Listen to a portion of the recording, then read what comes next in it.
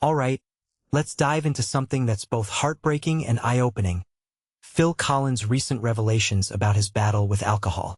Now, I've always been a fan of his music, but hearing about his struggles? It hits different. Here's the thing. When we think of celebrities, especially legends like Phil, it's easy to forget they're human. But this story? It's a raw reminder that fame doesn't shield you from life's darkest moments. So, what's the big deal here? Well, Phil Collins didn't just admit to struggling with alcohol, he said it nearly killed him.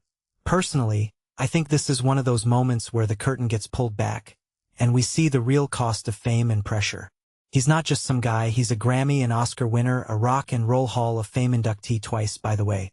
But even with all that success, he found himself in a hospital bed, his organs failing, people saying goodbye. What makes this really interesting is how candid he's being about it. No sugarcoating, no PR spin. Just a man saying, "I was very lucky to survive." Now let's talk about the details. Phil's health issues aren't new.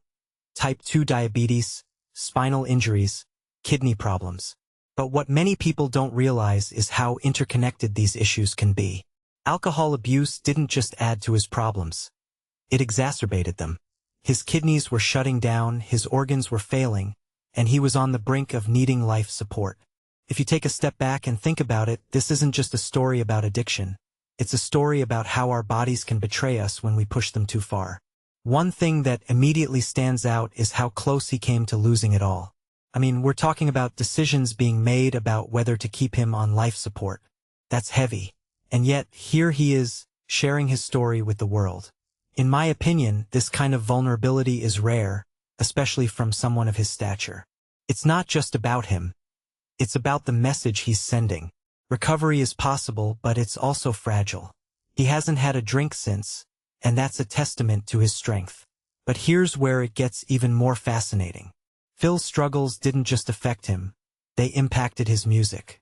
He said he doesn't want to make any more music, and that's a huge loss for fans like me.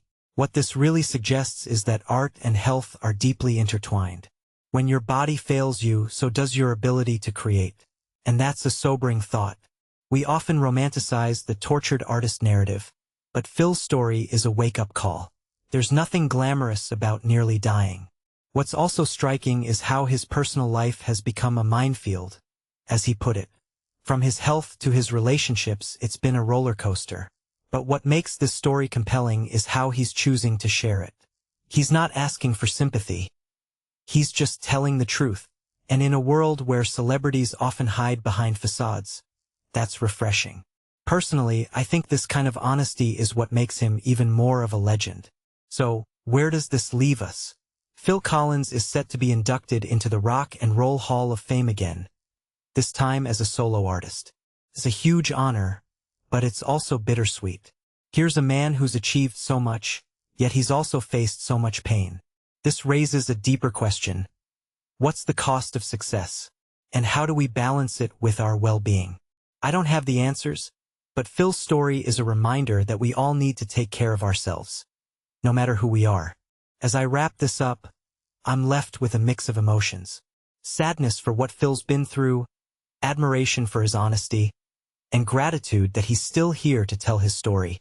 It's a reminder that life is fragile, and sometimes we need to hit rock bottom to find our way back up.